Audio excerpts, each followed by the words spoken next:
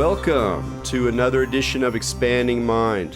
I'm your host, Erik Davis, continuing our conversations about the cultures of consciousness. You know, I've been finishing up my book, High Weirdness, lately, and it's been a long time coming. I know people listening to this show who are interested in the book are probably going, God, enough already. Like, let's get this book out there. And I couldn't agree more.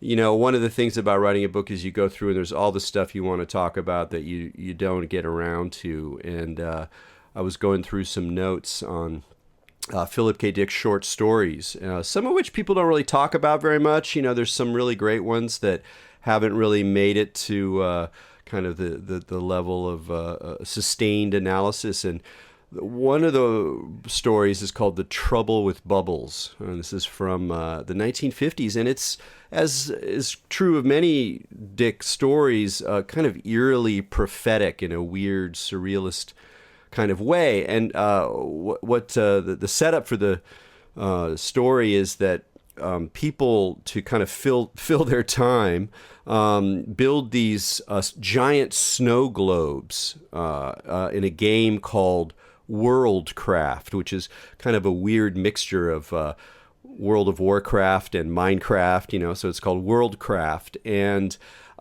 they're basically like sort of algorithmic world-building games. They're subatomic worlds that they begin as subatomic worlds and then they start to evolve on their own, including evolving creatures. So there's a kind of idea of artificial intelligence.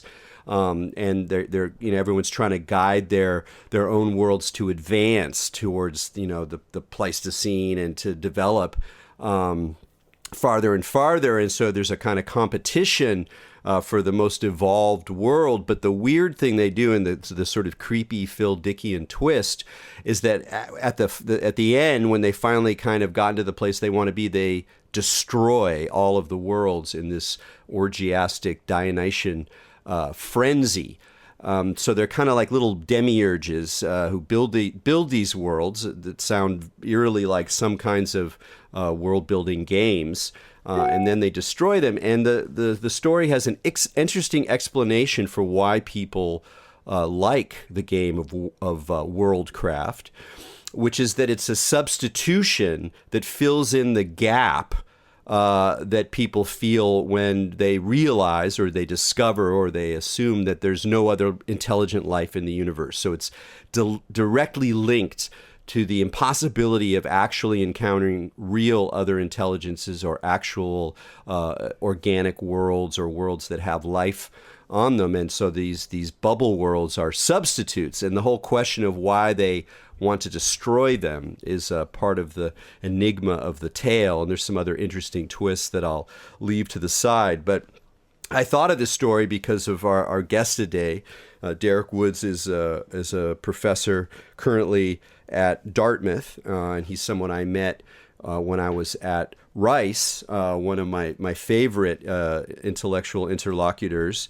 Derek works in a very interesting zone between literature and science fiction, post-humanism, ecology and environmentalism, and really looking at it through some very intriguing angles that are both theoretically sophisticated but also extremely relevant, really touching in on some of the core myths and motifs that we're all facing as we try to navigate the Anthropocene and the post-human environment, in which the questions of environment, questions of nature or post-nature are more and more in our face and no longer sort of abstract questions best left to scientists. And his main project right now, the book he's working on, is called What is Eco-Technology? And we'll perhaps ask him that question as well. And we'll be talking about terraforming and as well as terrariums, which are, in a sense, an earlier version of the Worldcraft bubbles that Dick foresaw. So with no further ado, Derek, thanks for joining us on Expanding Mind.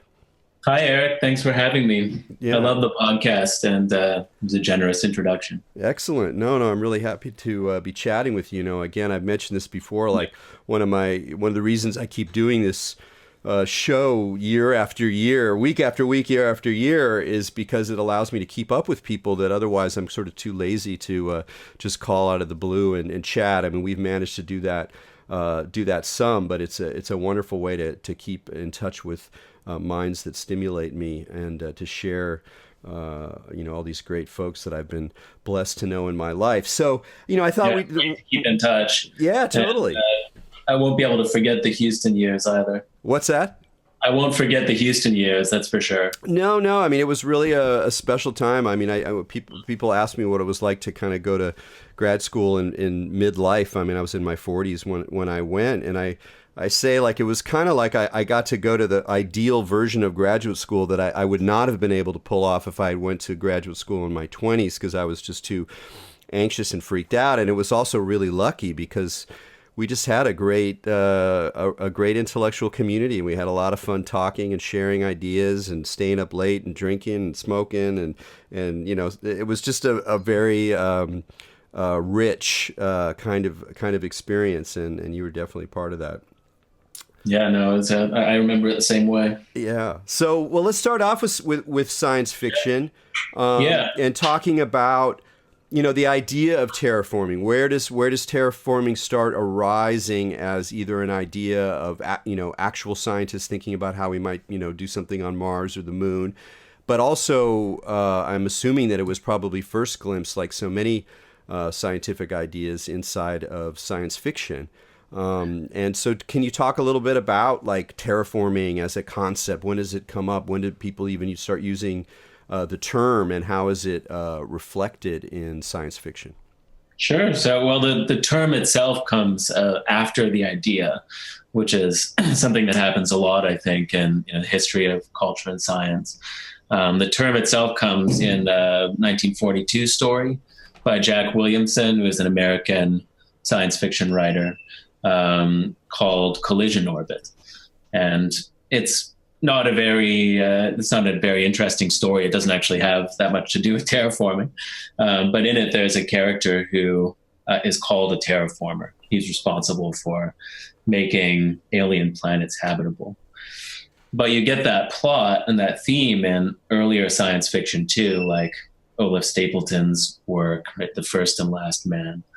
And even in H.G. Wells' The War of the Worlds, going right back to 1898, if you consider Martians coming and transforming Earth to make it more habitable for them, to be a kind of terraforming, or you could call that aeroforming. So you have this idea well before the term that humans need to go out and make lifeless planets habitable by giving them these artificial biospheres. Well, one thing that's interesting about when you think about H.G. Wells, I mean, he was really was a remarkable visionary, because you could have the whole War of the Worlds story, but just have the Martians just be kind of hostile, like they're just coming to like kill us just for the heck of it, and you'd still get all the drama. But Right. reading the story, it's kind of eerie when you sense that they're motivated not just by malice, but really by a kind of environmental need. They're stuck. They want to expand, and in order to make Earth someplace that they can live, they just got to get rid of the vermin that are there. Yeah. So we already have that sense of the kind of weird problem of terraforming, where on the one hand it makes a lot of sense from a kind of human perspective. Oh, it's a lifeless world or whatever. But there's still a strange colonialist arrogance that's going on there, and then in the War of the Worlds, we get to sort of be on the brunt of that. We're the colonized, so you already have that a larger kind of political and environmental thought in something that could have been a lot more just crudely martial. Yeah, no, I think that's true, and like that colonialist arrogance is a big part. Well, it offers one of the interpretations of terraforming, one of the more pessimistic ones that comes into my mind.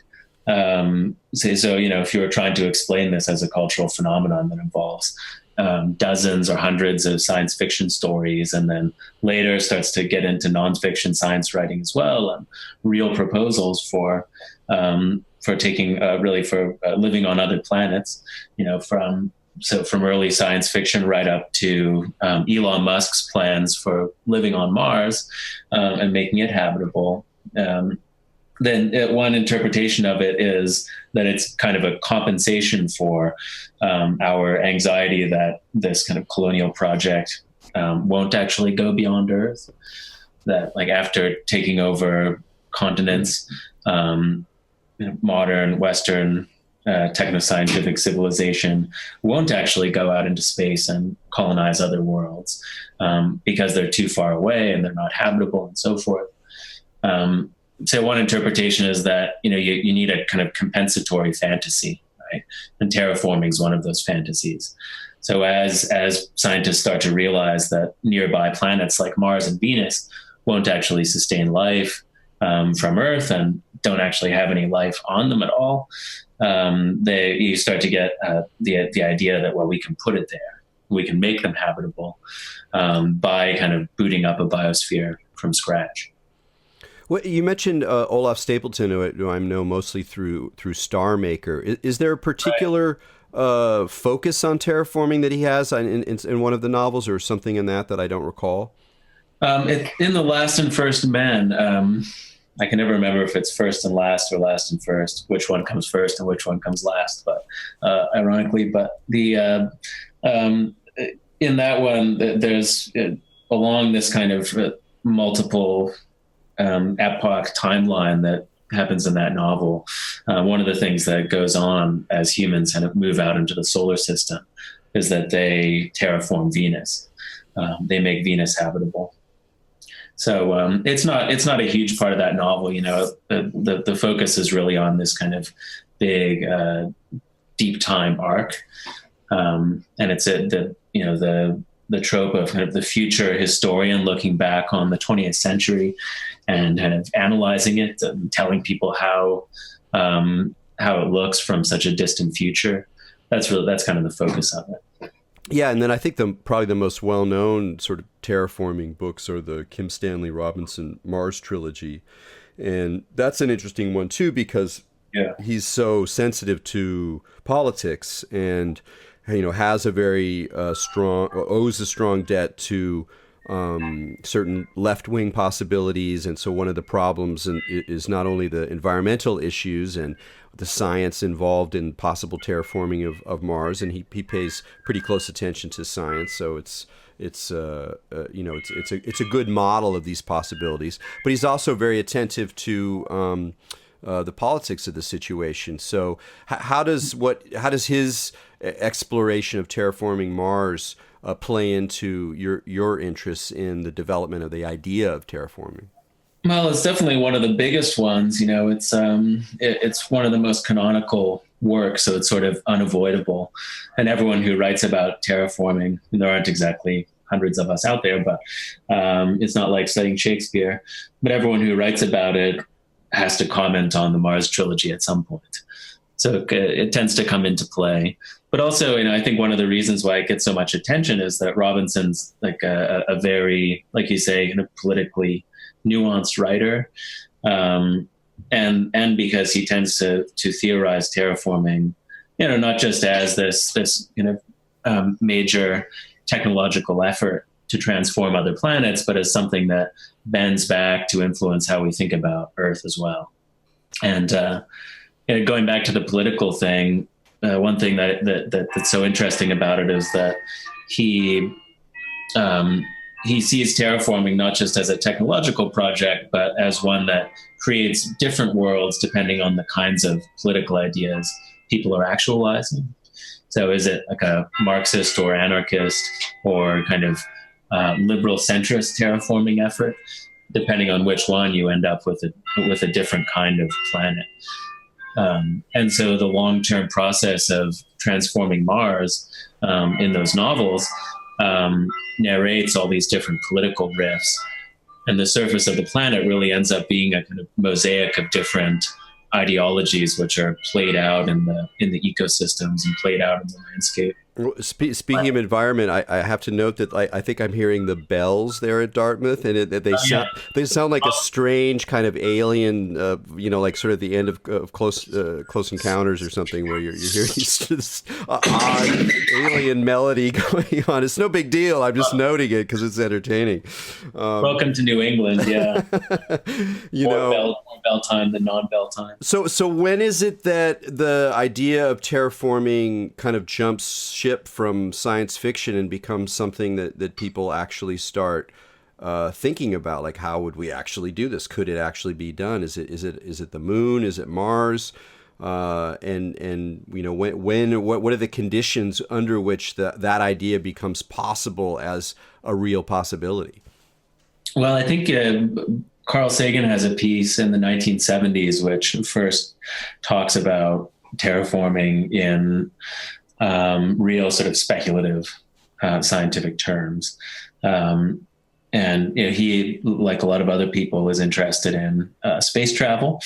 And these are the years when NASA, following the Apollo program in the 60s, is starting to kind of look for new directions.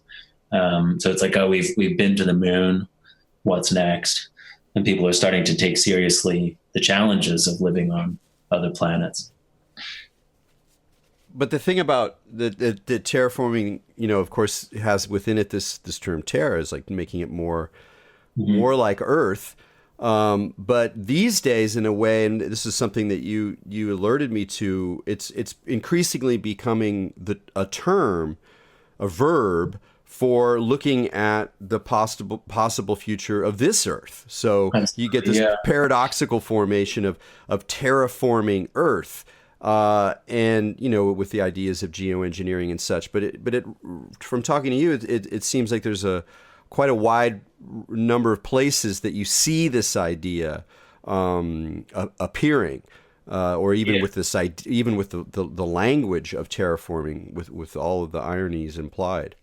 Yeah, absolutely. This is the thing that I find kind of most fascinating about it right now. It's not the idea that humans might really live on Mars, and I'm kind of skeptical about that. And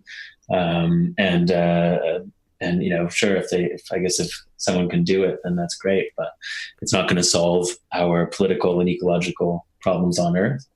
But what it does really interest me is that this fantasy, which starts out as something that projects away from the planet, it goes towards other planets, like it did in science fiction and like it did in Carl Sagan's mind as well, ends up bending back to Earth as a way to characterize either like the climate change, which is already happening, or the possible kind of mega technological Promethean solution to it, which would be, climate engineering, or what people are calling geo-engineering now.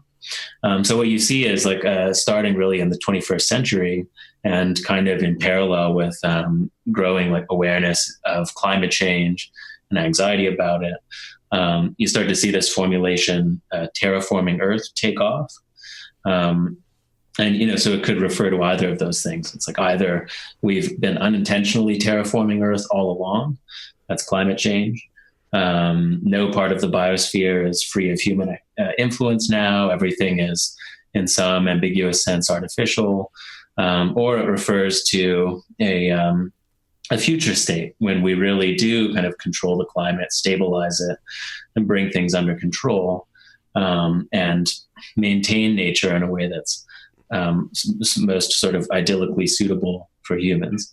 So there's also, it also plays a role in this kind of utopian imaginary that is growing in the new environmentalism. Some people call it eco-modernism. Yeah, I want to get to that, but at first I just want to take a moment to appreciate the bending back effect, which seems to be something.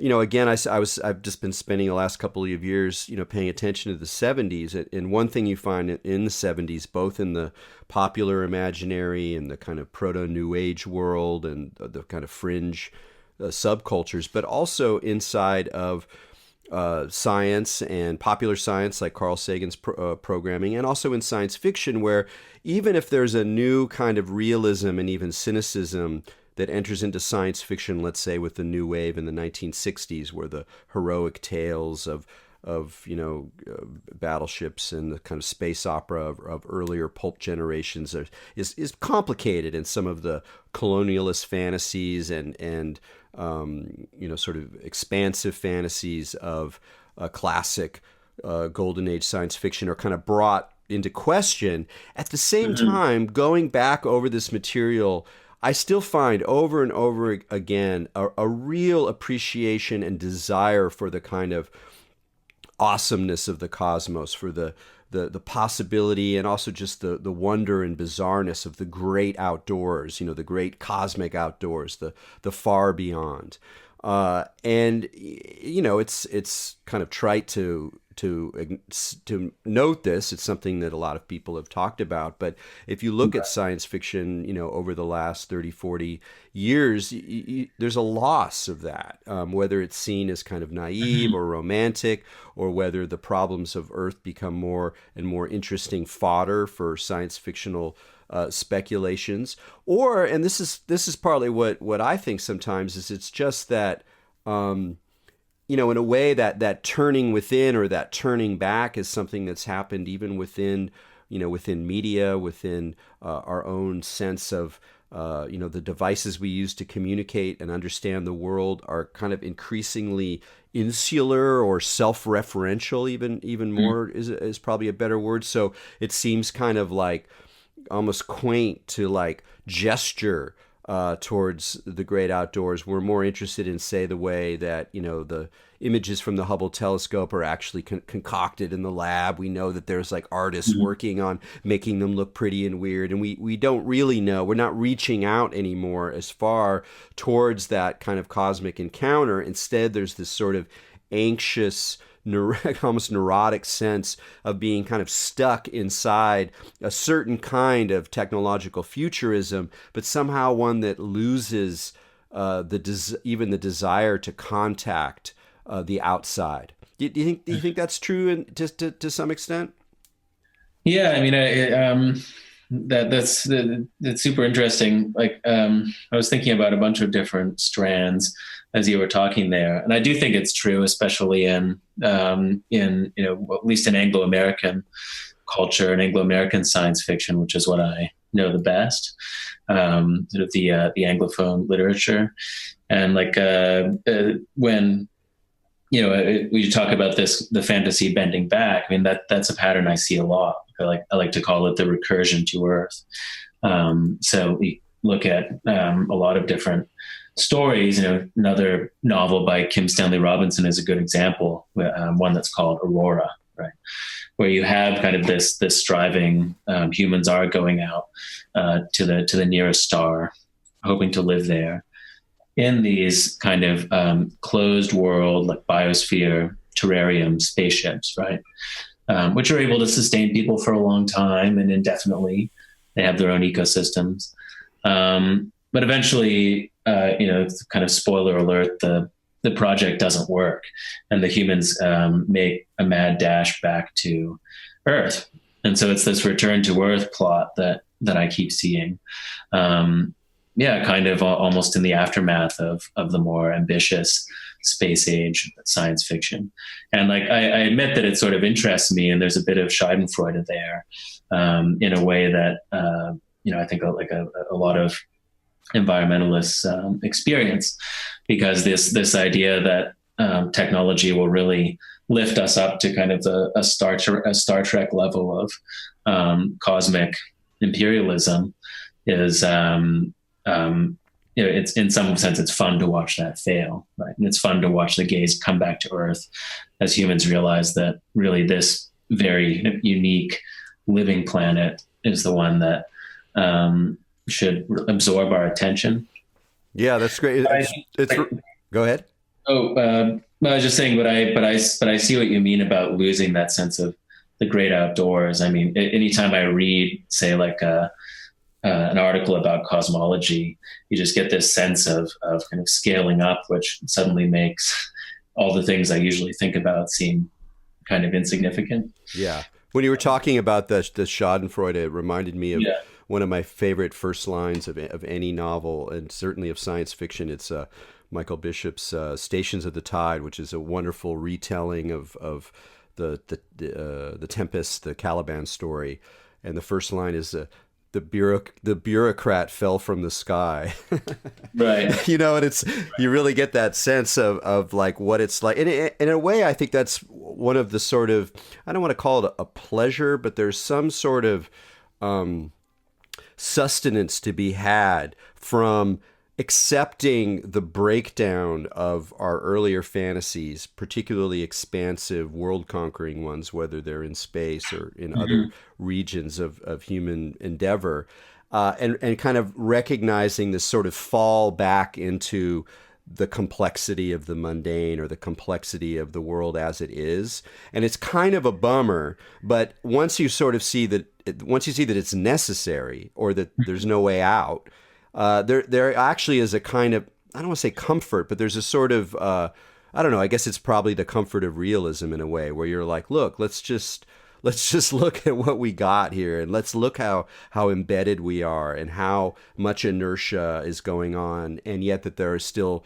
room to maneuver, that we still have room to imagine, both in a speculative and a technically feasible way, how things might be improved once we embrace our embeddedness in these systems with all of their problems and complexities. Yeah, absolutely. And, there are a lot of interesting stories too in the history of science, which, in which that kind of return to Earth also defamiliarizes Earth. So, the uncanny, the gaze might be kind of turned away from the cosmos, but the uncanny is still there, because you kind of come back to Earth with a difference. And like one example is sort of James Lovelock's Gaia theory, right? Because he actually started out trying to find out if there was life on Mars or not. And when he was working at the Jet Propulsion Laboratory in California, and he proposed that by looking at the chemical signatures, I guess the spectrum of light reflected by the atmosphere of Mars, they'd be able to determine if there was life there, because life would release all these different, especially oxygen, and put the atmosphere in a non-equilibrium state. So life would release a bunch of different chemical elements that would be detectable. And based on the chemical signature they did find, he predicted that there would be no life on Mars. And that was what the first rover turned up. Negative result. But then, he ended up, as a result, thinking about how life influences the atmosphere on Earth. And that's kind of where the Gaia theory came from, right?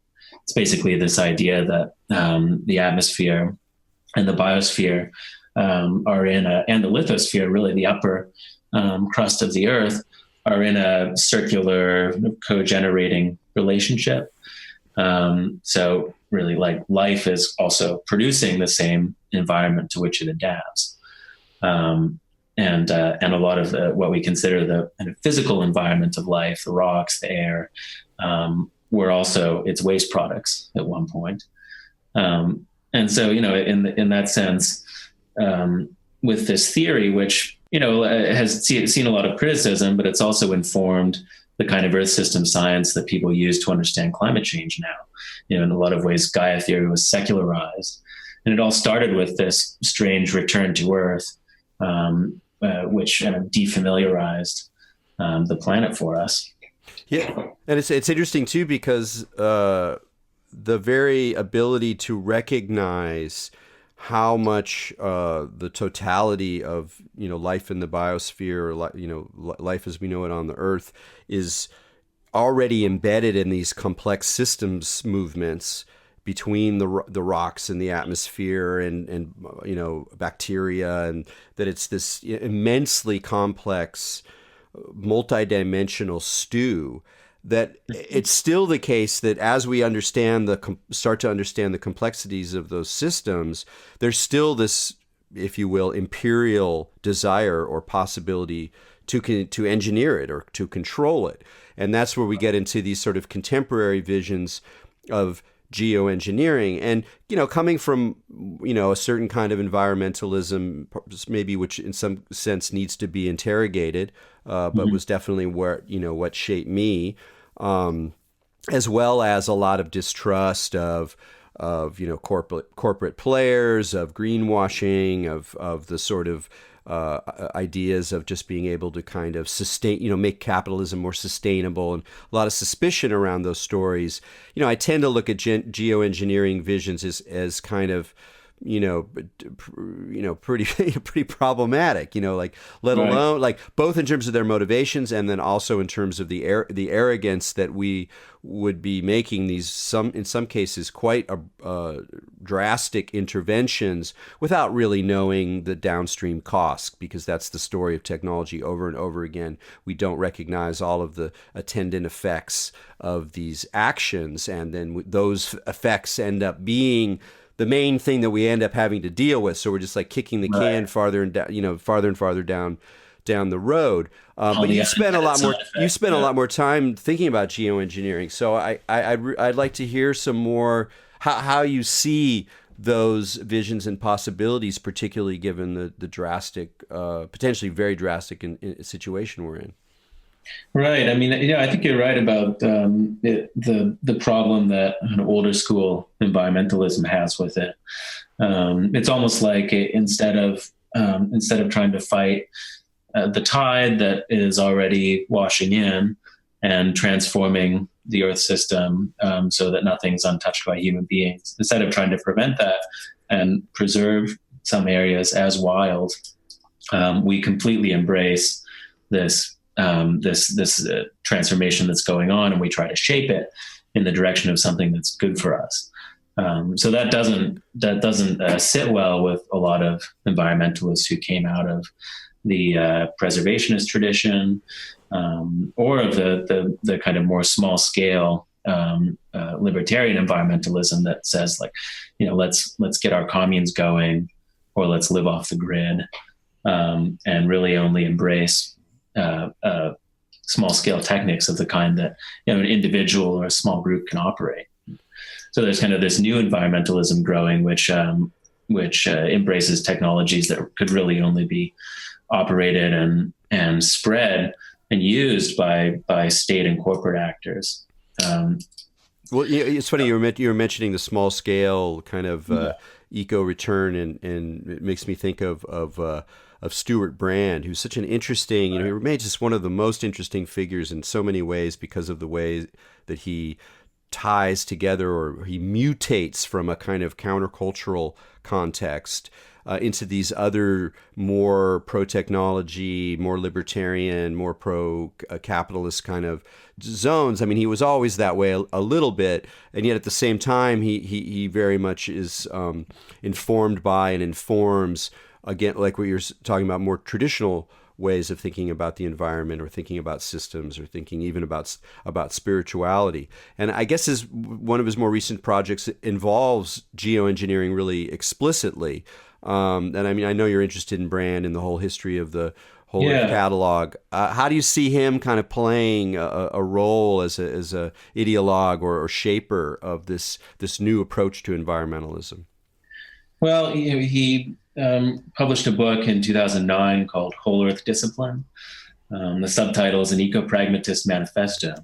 And so people can read that to get a sense of just how much his environmentalist ideas have shifted since the early days, which for him was kind of the late 60s, when he started publishing the Whole Earth catalog. And that was the smaller scale kind of environmentalism we were just talking about. And now he's started to embrace nuclear, genetic engineering, geoengineering, urbanization, and other things that environmentalists have often disliked and distrusted.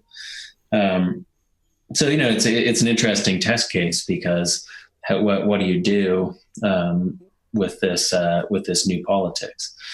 Is there a way that environmentalists can get on board and kind of almost what would you say, ameliorate what might otherwise be some of the worst effects of these technologies? And that's the kind of question that he's interested in asking. He thinks that something like geoengineering is inevitable because climate change is going to start to get bad enough soon, and people are going to get over their denial soon, and realize that we need to take drastic measures to mitigate it. So what he thinks is that environmentalists should just try to green and try to soften the edges of this Promethean project, which is going to happen anyways. And how do you feel about that? In general, you take a somewhat distanced view that enables you to kind of understand the, if you will, the systems effects in these various discourses. You're not going to oh, this is my team and I'm going to argue for this point versus that point. But it does seem to me, even though I'm my heart, my emotional, kind of the romanticism or whatever it is still very attached to the older schools of environmentalism, and again, a great distrust of this kind of more welcoming approach to large-scale technological intervention. I also sometimes question those attachments. And I'm curious how you see environmentalism kind of on a broader level changing in relationship to these discourses. Are most of the people who are promoting Brand's kinds of views, what we can think about them as eco-modernists, do they tend to becoming already from the kind of corporate sustainability sector, or do you see that there are hardcore environmentalists who maybe have come up with a much more preservationist mindset are shifting, and that people are really recognizing that, hey guys, it is the Anthropocene, it's kind of a bummer, but we're already here, and as Brand once said, it's like we're acting as gods, we might as well get good at it. We're kind of crappy demiurges, is probably a better term than God, but it's nonetheless the case that there's a real truth there. So how do you see that? Yeah, I feel like the thing that really gets me when you talk about the emotional side of it too, the way it affects me, it is kind of the technocracy of it, the corporate sustainability wing. I think is still dominating this larger scale discourse, and there are plenty of there are some exceptions to that. There are people who have written really interesting books about the Anthropocene from a more philosophical and historical perspective, right? Like for example, The Shock of the Anthropocene by some French economic historians, Bonil and Fresseau. That's a great book, and there are a lot of others too. But in general, these are academic books that aren't getting a very the kind of public reception either in mass media or in sort of high-profile environmentalism that they could get. So what you get instead is this technocratic environmentalism, which just says we need to finally listen to the scientists. And this is where it gets really emotionally confusing, because on the one hand, I believe that sort of the right wing is wrong and the climate denialists are wrong in their critique of the sciences. I embrace evolution and ecology as sort of the two outer frames, the two limit cases of theory that shape my worldview in a lot of ways. But on the other hand, I don't think that this effort to say that science has all the answers, the only answers, that science with a capital S, in the unitary sense that someone like Donna Haraway has always been critical of. I don't think that version of science ever offers a viable politics. And it also doesn't even offer a critique of its inability to offer that viable politics. It's not reflective about that. It imagines that if it can find the right answers, then all we have to do is listen to the technocrats and implement the right solutions. So, kind of going back to Kim Stanley Robinson's Mars, right? It imagines a kind of single terraformed world. In this case, it's Earth, not Mars, which is just done in the right way. which is sort of offering us a stable climate for the future. But it doesn't take into account the way that political ideologies are going to be an inevitable part of any kind of scientific program for the future, and the way that they're going to create an ideological patchwork that starts to get sewn into the biosphere itself. Of course, it already is that way in some sense, but what people like Brand are talking about, I think, without really updating the politics or the philosophy of the thing, what they're talking about is really intentionally taking control of that patchwork. So then the question is, like, who gets to make the choices? Who gets to shape the environment that all of life lives in the future, and decide which species stay and which species can go extinct, and make all those kinds of calls?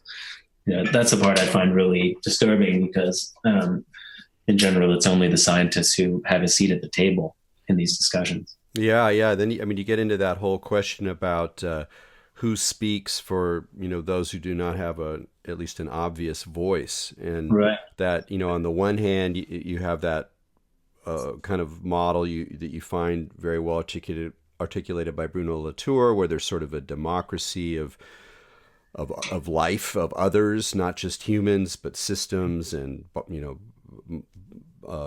biological entities and animals, and everything has sort of like does ideally have a seat at the table. But then what does it actually look like? Do you have people who represent, is it a representative situation where human beings take on, like calling for the wildlife corridors that need to exist in the midst of the, increasing humanization of space or whatever, where they're like standing for the animals that get to use those corridors. And that itself is kind of weird, because it's often the sort of charismatic animals that have some kind of emotional register for human beings, rather than all these myriad of insects and things that people don't really think about or care about in any sort of really emotional way. Right. So it feels like we need to have this broader democracy, if you want to use that term, but it's so difficult to imagine what that would look like, and even harder to imagine technocrats and scientists with real institutional power even beginning to give a shred of their table to this kind of unruly calls. Yeah, no, that's true. And, there's been some pushback recently. A book I was just reading today by Andreas Malm, who's a Swedish historian. He's writing in a more philosophical vein in this book. There's been some pushback against Latour's ideas about distributed agency recently, in this sense too. Partly for the reasons you mentioned, because it is so difficult to think about how other species might have some kind of voice in politics. Maybe there could be a parliament in which every species somehow has a human representative or voice.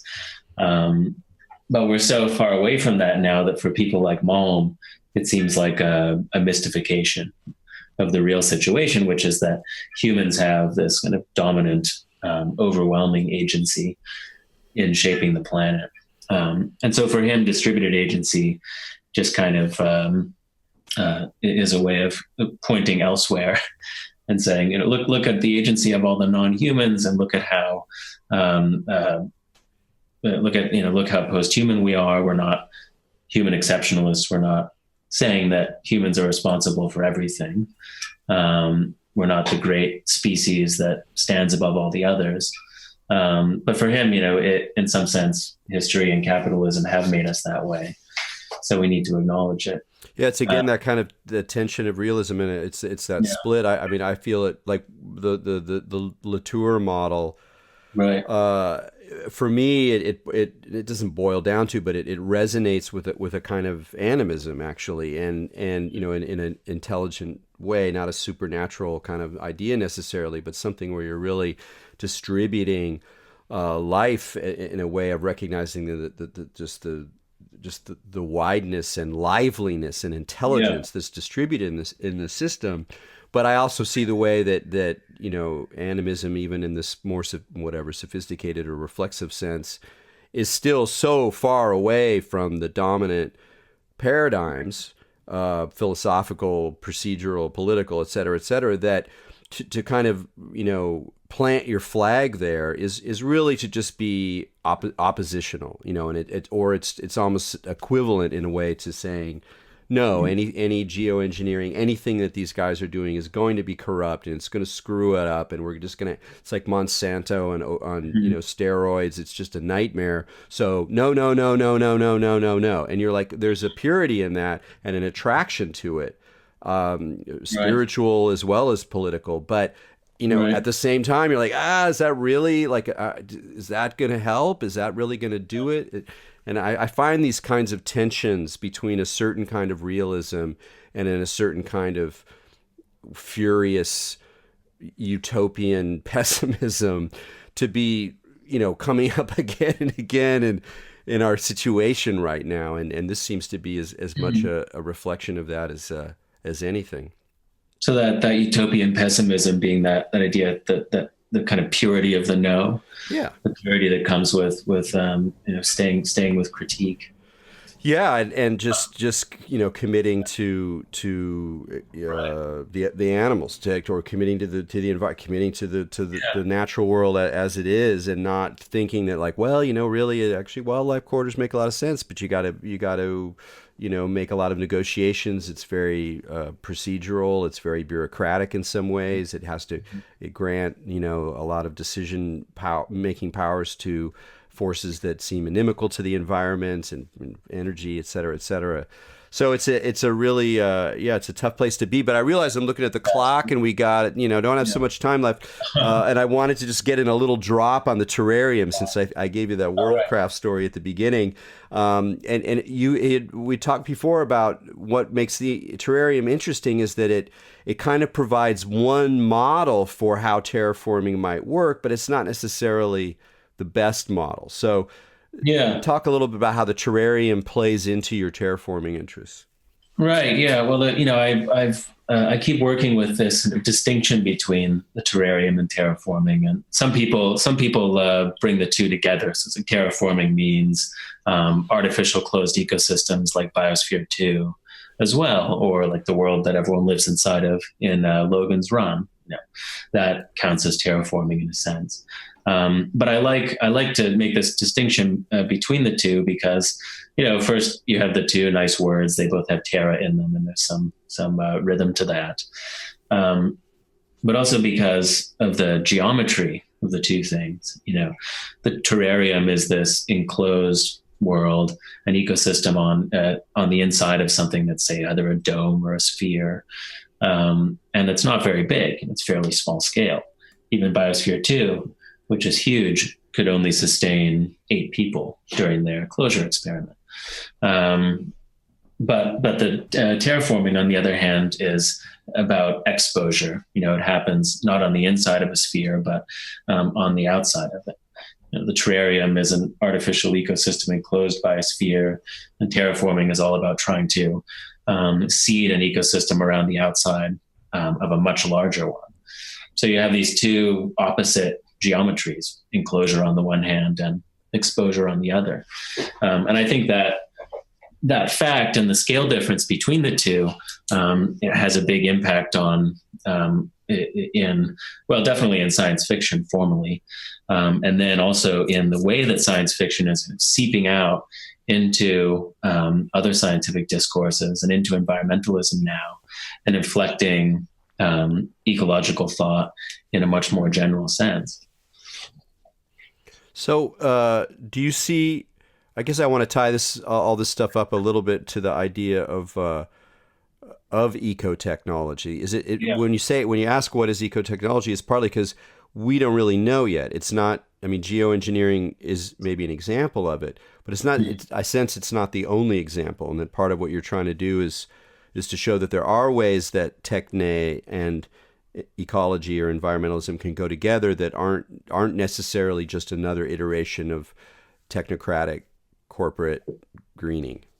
Right. Yeah. And that aren't necessarily about this top-down control where a sort of committee of technocratic rulers somewhere decides how to set the thermostat of the earth. This kind of very, very ominous version of what geoengineering might look like. And you have some more interesting fantasies, less top down, in texts like Robinson's work, also in the work of a science fiction writer who's just gotten big recently, and N.K. Jemison's work.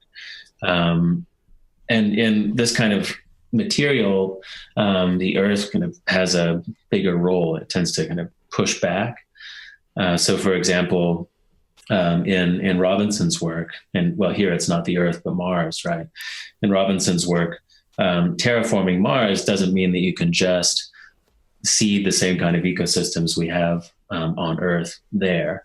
Instead, Mars kind of pushes back, and its geology ends up shaping the kinds of life forms that people put in place. So in this sense, there's terraforming is not so much about control, but about setting a self-organizing process in motion and then seeing where it goes.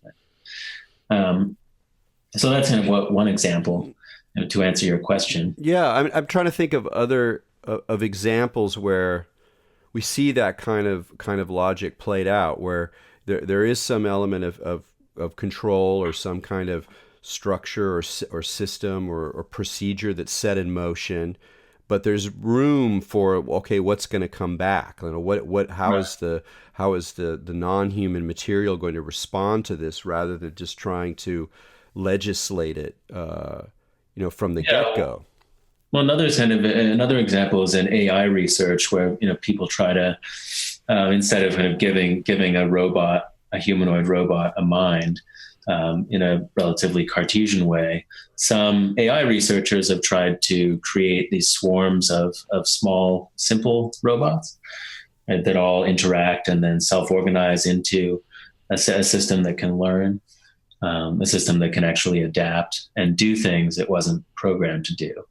So there's still that sense there that you do create something, you do set something in motion, but it's a strange form of technology that then evolves to do things, to have functions that you don't imagine in the first place.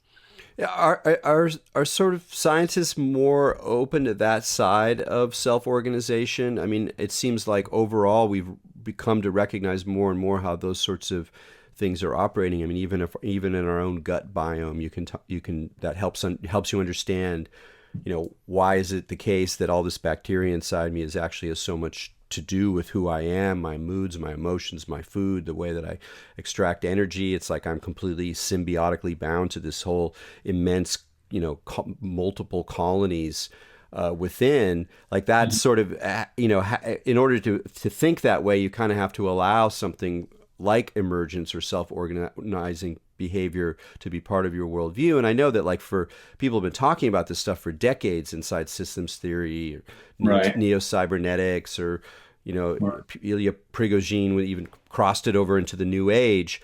But those were, that in some ways, those are ideas that were floated decades ago. Is it more the case that people working on system sciences today, in terms of climate or other kinds of systems, that there's more and more an appreciation of self-organizing behavior, or is there still this kind of tension between a kind of more top-down driven, control-oriented approach to a sort of fringier respect for how systems behave in the wild, so to speak?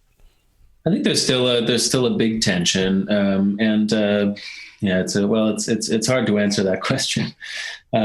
But there is a tension in the sense that it's hard to, say, write a grant proposal that says, I'm going to build a technology that exceeds my control.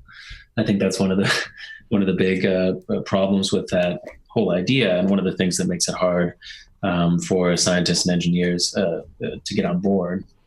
But maybe it is important. Maybe it is something that needs to be followed up, and not followed up in the mode of something you could call like upwards reductionism, right? Where it's like, yes, we are interested in complex systems now, but we want to understand their complexity in such a way that we can control them once again, and that we can but control them by sort of working our way from the small parts up to the complex system, instead of reducing the complex system to the small parts again.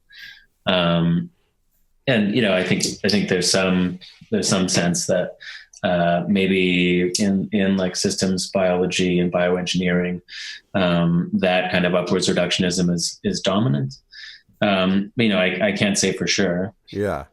Well, it's kind of it's ironic because it comes back to again that what I alluded to earlier, where it's just like if there's like a dominant fact of the history of technology, it's that there are unintended consequences, and they're sometimes drastic. So in any situation where you could say, look, we really had control, like people knew how to make a firearm, it's like they knew what they were doing. They knew the physical principles. There was no emergent behavior. It was making a firearm, and then you're like, okay, well, what happened? Well, there's a lot of unintended consequences, and you can multiply that example, a millionfold. So the actual fact from a kind of big historical, even natural historical perspective is this out of controlness inside technology. And yet it's somehow almost impossible to kind of weave that into the continuing operations of science. Yeah, well, I think that's where we do need to not just have science, but a lot of kind of philosophical reflection on the imbrication of consciousness and technology in the kind of way that you and lots of other people have argued. Right? Those two things always go together. And you don't just have technologies that you decide to set in motion and then they always work the way we think. Like you say, unintended consequences tend to come up in every case. But I think also, they come up in different ways depending on the scale. And so when we're talking about something like geoengineering or this idea of terraforming Earth, has to be some acknowledgement as we kind of go into a political process of deciding whether to do it or not, that technology is different depending on, say, whether I'm trying to intentionally use the glass to drink water, and I can simply realize that intention with no major unintended side effects, assuming I don't spill it on myself, and kind of setting something in motion which starts out with an intention, but then has side effects, but not just side effects in the sense of side effects that stay in place, like the water stays on my shirt when I spill it on myself, but also side effects that spread out through the Earth system, spread out through through the kind of patchwork of ecosystems that make it up, and self-organize because those ecosystems have their own dynamics into something else. And that something else is a technology still, but in what sense? Yeah. Well, on that question, I'm afraid we're going to have to end it because there's never enough time, and I'll bring you. We'll bring you back to talk more. I'm getting more and more pressure to extend this somehow, but I have an hour slot on PRN, so I'll just have to say thanks for joining us on Expanding Mind, Derek. Thanks so much, Erik. Okay, great. Till next week, folks. Keep your minds open. I'll be gone next week, but I'll be cooking with gas when I return. All right. See y'all.